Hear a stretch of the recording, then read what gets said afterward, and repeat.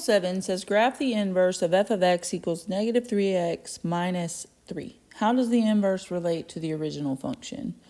All right, so let's grab the values of the inverse here. But first, I changed my color back. So let's do the regular function to get some values first. So if we grab negative 3 halves x minus 3, let's do it a little differently this time. So that's in the form of y equals mx plus b. M is our slope, and b is our y-intercept. So if we go to negative 3 for the y-intercept and have a slope of negative 3 halves, we could go down 3, right 2, or we could go up 3, left 2 to get some points for our line. So just using those 3 points we just plotted on our graph, we're going to take those and switch x and y. So this is the point negative 2, 0.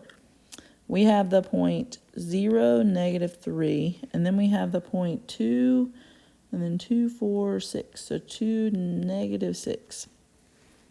So for the inverse function, all we need to do is create a quick little table here. So I'm going to switch x and y, so it's 0, negative 2, negative 3, 0, and negative 6, 2. And I'm going to plot those points for the inverse function. So let me move these out of the way now that I've used them for my table. So 0, negative 2, negative 3, 0, and negative 6, 2 is right there.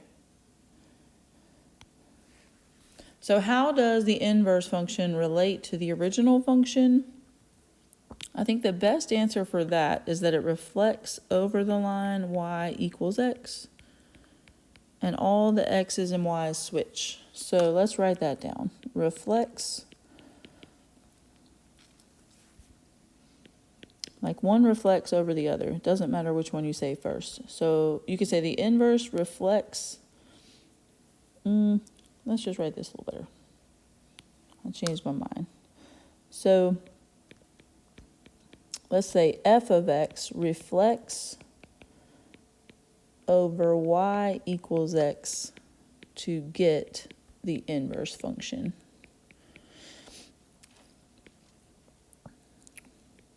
Each x and y switch places. So that's another way to think of it. So each ordered pair, we can switch x and y and graph them, and on the graph, you can tell that they reflect over y equals x to equal each other. So that would be it for example.